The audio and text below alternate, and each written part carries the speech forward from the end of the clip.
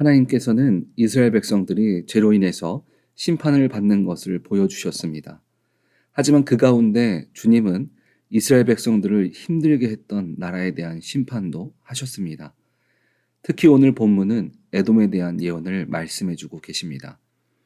에돔은 야곱의 형 에서의 자손들로 이루어진 민족입니다. 유다와 에돔과의 관계는 출애굽하던 시대부터 좋은 관계는 아니었습니다. 나라가 멸망할 당시 유다의 멸망을 보고 그들의 행동을 보면 관계가 좋지 않다는 것을 우리는 확인할 수 있습니다. 시편 137편 7절을 보면 여호와여 예루살렘이 멸망하던 날을 기억하시고 에돔 자손들을 치소서 그들의 말이 헐어버리리라 헐어버리리라 그 기초까지 헐어버리리라 하였나이다.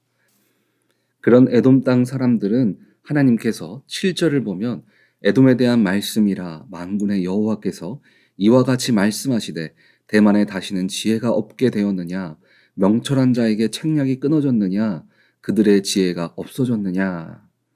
하나님께서는 의문문으로 그들에게 지혜가 없냐 하고 말씀하셨지만 사실 이것은 반대로 그들이 자신들의 지혜를 믿고 하나님과 반대되는 삶을 선택한 그들에게 그들이 가장 믿는 지혜를 끊어버리겠다라는 말씀입니다.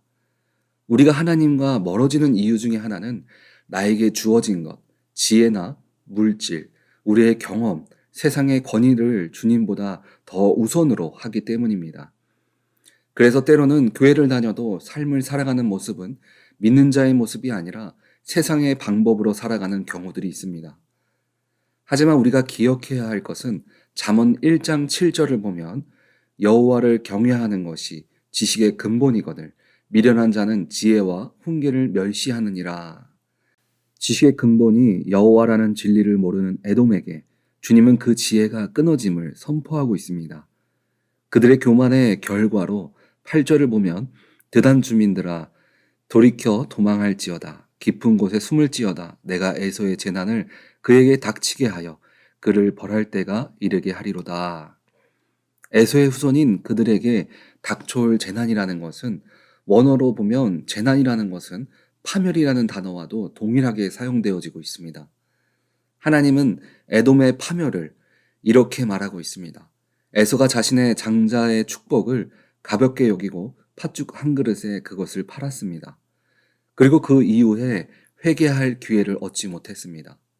이 말은 에돔도 에서처럼 회개할 기회조차도 없이 멸망을 당할 것이라는 것을 의미하고 있습니다. 하나님의 진노는 자신의 백성들에게는 강하게 이야기하면서도 언제든지 돌아오기만을 기다리시고 피할 길을 만들어 주시지만 주님의 자녀들을 힘들게 하는 사람들에게는 그런 자비가 없음을 9절을 보면 우리가 알 수 있습니다.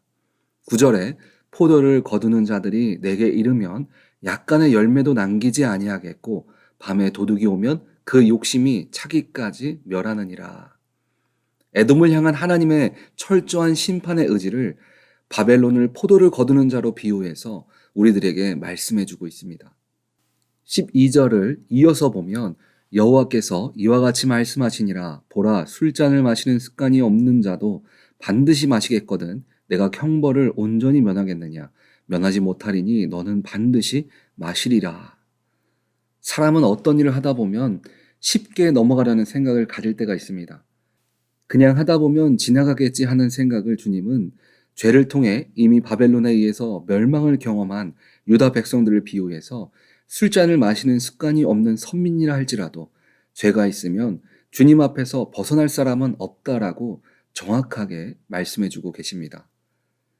죄는 시간이 지나면 자동으로 없어지는 것이 아닙니다. 주님께 회개를 통해서만 없어지는 것입니다. 아무리 세상에 견고하다는 것으로 우리가 무장을 하고 견고한 장소에 있을지라도 하나님의 심판과 일하심은 어느 곳에서나 일어남을 우리는 기억해야 합니다. 오늘 본문은 우리가 하나님의 은혜를 입는 자로 살아갈 때 가져야 할 두 가지를 우리들에게 말씀해주고 있습니다. 첫 번째는 믿는 자는 죄와 함께 갈 수 없다는 것입니다. 우리가 다 아는 사실입니다. 죄와 함께 갈 수 없는 삶을 우리는 큰 죄만 생각하는 경우들이 있습니다.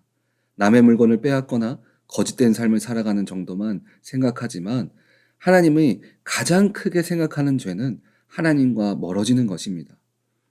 하나님은 우리들에게 말씀을 통해서 잠언 4장 10절의 말씀을 보면 내가 지혜로운 길을 내게 가르쳤으며 정직한 길을 너를 인도하였은즉 이 믿는 자로 정직한 삶, 세상 가운데 어떻게 말씀으로 살아가고 승리할 것인지 그리고 삶으로 세상 가운데 믿음으로 정직하게 살아가는 것을 우리들에게 이미 말씀을 통해서 가르치셨습니다. 그런데 세상 속에서 말씀대로 정직하게 살아가게 되면 세상 가운데 때로는 손해도 보고 좋은 길로 가지 못할 때도 있습니다. 그런데 왜 하나님은 우리들에게 그런 길을 가게 하셨을까요?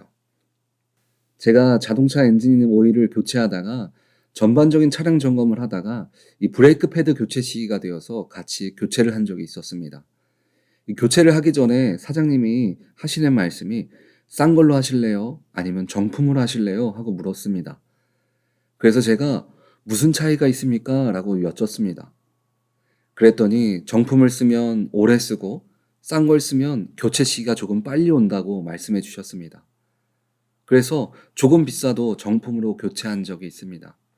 우리의 신앙도 마찬가지입니다. 하나님은 우리에게 이미 지혜로운 길들을 말씀을 통해서 가르쳐 주셨지만 우리는 내가 보기에 쉬운 길, 편안한 길을 선택하다 보면 그 길은 당장은 똑같이 가는 것 같지만 결국 문제가 생기게 됩니다. 우리가 하나님을 진심으로 믿고 있다면 우리는 죄가 없는 정직한 신앙의 모습을 가져야 합니다. 두 번째는 세상이 나를 지켜줄 것이라는 생각을 내려놔야 합니다. 오늘 에돔은 야곱과 똑같이 이삭의 후손이었지만 왜 야곱과 구별되었습니까? 에서 자체가 하나님이 주시는 권위를 중요하게 생각하지 않았습니다. 당장 세상이 주는 그늘, 세상이 주는 안식을 먼저 선택했습니다. 영적인 축복보다 당장 먹고 입고 쓸 것을 집중했습니다. 그 결과가 사는 동안은 불편함이 없었지만 그들의 후손은 결국 그와 동일하게 회개가 없어서 멸망하게 되었습니다.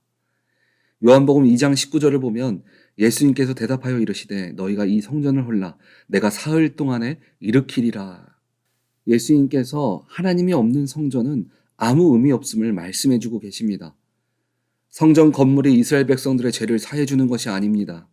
그 예배를 받으시는 하나님께서 우리들의 모든 삶을 주관하고 있음을 잘못된 신앙을 갖고 있는 이스라엘 백성들에게 말해주고 있습니다. 이스라엘 백성들이 구약시대의 성전이 무너지고 다시 세워나간 기간은 46년이었습니다. 사람이 한 가지 일을 46년 동안 하게 되면 장인이라고 말합니다. 46년 동안 자신의 실력을 쌓은 사람을 이길 사람은 없을 것입니다. 그러나 예수님은 사람이 쌓은 것은 그 안에 강한 힘이나 신성한 것이 없고 요한복음 2장 21절을 보면 그러나 예수님이 성전된 자기 육체를 가리켜 말씀하신 것이라. 오직 예수 그리스도만이 우리의 진정한 피난처시며 구원자이시며 길이라고 말해주고 있습니다. 여러분들은 무엇을 믿으며 나아가고 계십니까? 믿음은 있으나 죄와 동행하는 삶을 살아가고 계시진 않으십니까? 아니면 믿음은 있으나 아직도 세상이 우리에게 주는 물질과 지혜와 권위가 우리를 이 땅 가운데 살아가게 해주는 힘이라고 생각하고 계시진 않으십니까? 전도서 2장 26절을 보면 하나님은 그가 기뻐하시는 자에게는 지혜와 지식과 희락을 주시나 죄인에게는 노고를 주시고 그가 모아 쌓게 하사 하나님을 기뻐하는 자에게 그가 주게 하시지만 이것도 헛되어 바람을 잡는 것이로다. 우리는 잡을 수 없는 바람과 같은 세상을 붙잡는 자가 아니라 우리의 힘과 능력이 되시는 예수 그리스도로 말미암아 이 땅에서 하나님이 주시는 평강을 온전히 누리시는 우리 오렌지 한인교회 성도님들 다 되어지시기를 주님의 이름으로 축원드립니다. 아멘.